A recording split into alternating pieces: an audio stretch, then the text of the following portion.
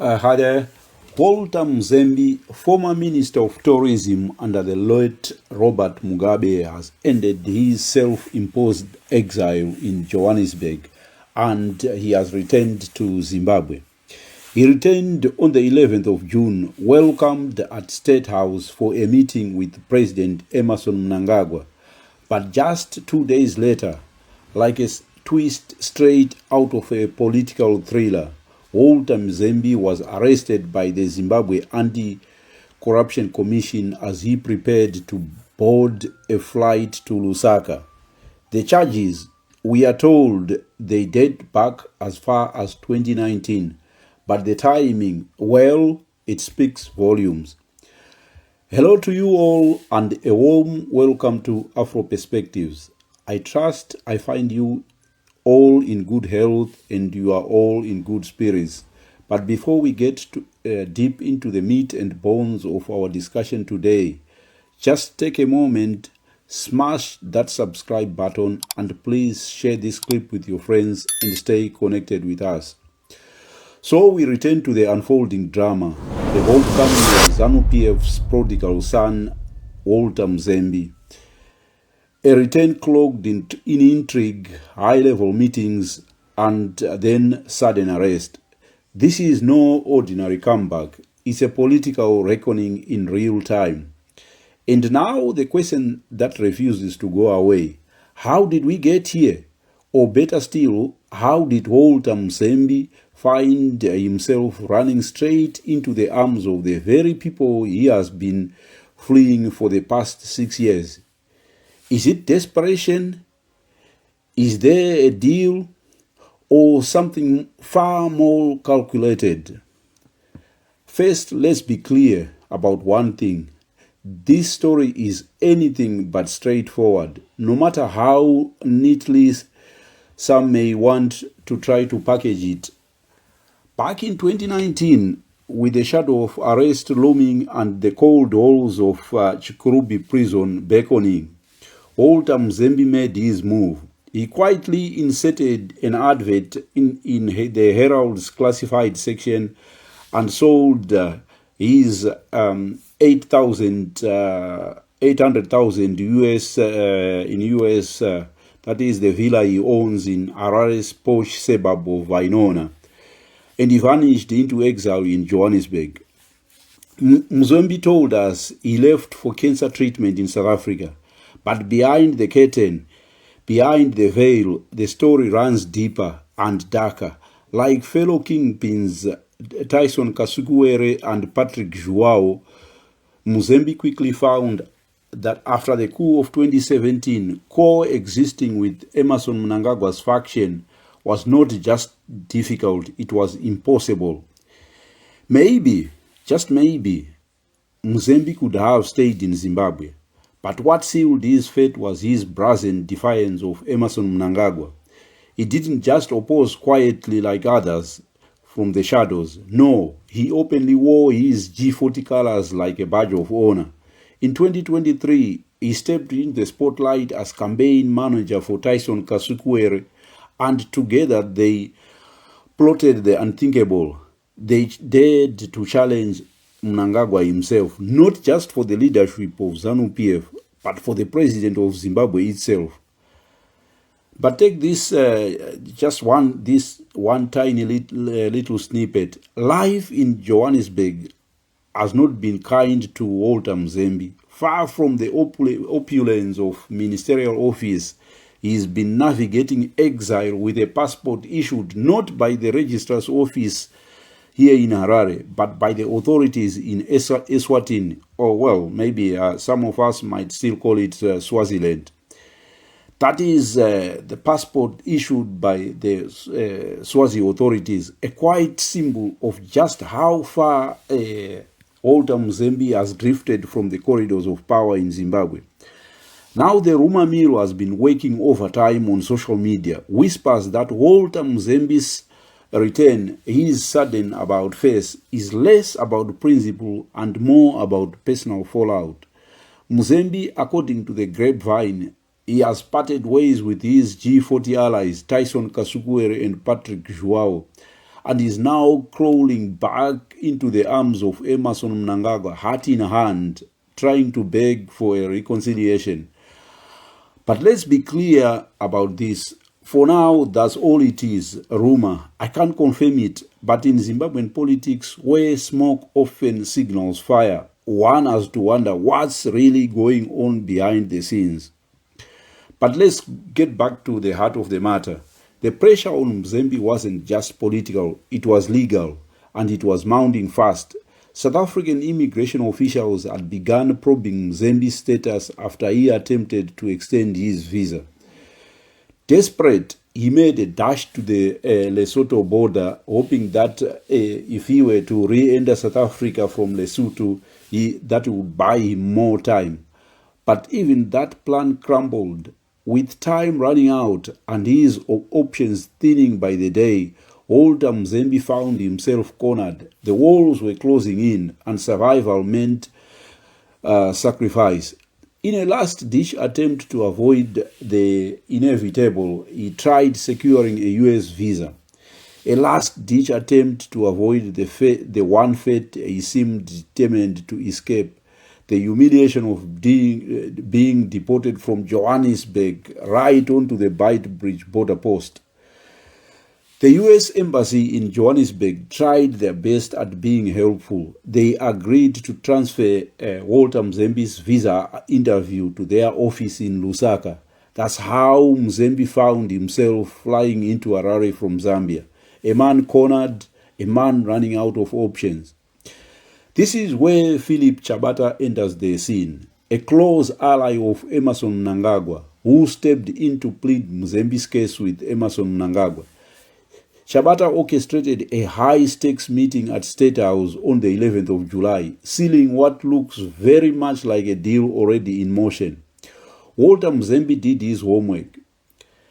Court battles or not, he has made one thing clear. He is back firmly in the Zanu PF fold. Let's cut through the fog of speculation and propaganda. What exactly is it that Walter Mzembi is charged with? The Zanu PF propaganda machine insists he has outstanding allegations hanging over him. So we are told back in 2013, Mzembi authorized the purchase of 4 Ford Ranger vehicles bought for the United Nations World Tourism Organization conference hosted by Zimbabwe. I think that was somewhere in Victoria Falls there. But after the conference ended, those vehicles did not return, not to official use, but instead they were quietly converted for his own personal use, that is Mzembi's personal use. Mzembi wasn't alone in this alleged offense. He faced charges alongside 4 other accomplices. His secretary, Margaret Sangarwe, and then someone named Susanna Kuhudzai, and then an Aaron Mshoriwa, and someone named Gray Hammer. As the years have passed by, the powers that be quietly dropped the charges against the other 4 accomplices. And now the spotlight falls squarely on Walter Mzembi, standing alone, facing the music on his own. Maybe Mzembi did all these things, but isn't that just all too convenient for Zanu PF? Because there is another set of charges hanging over Walter Mzembi. And it is said back in 2010 when South Africa hosted the World Cup, and this is what we are told, it is said that Walter Mzembi authorized the purchase of televisions for those who could not travel to watch those matches in South Africa itself.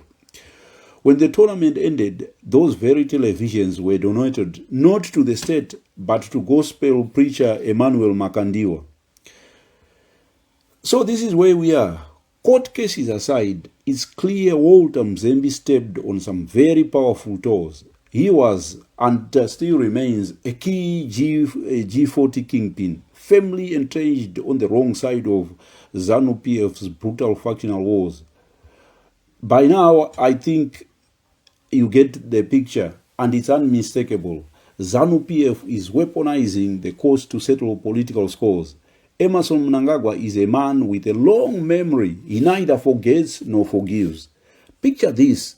A man of Walter Mzembi's pride, a man with a PhD, with a doctorate, once a powerful force in Zimbabwean politics, reduced to begging his own homeboy, Philip Chabata, just for a chance to enter State House so he can plead his case. There he had to kneel before Emerson Mnangagwa and literally beg for his return to the Zanu PF fold.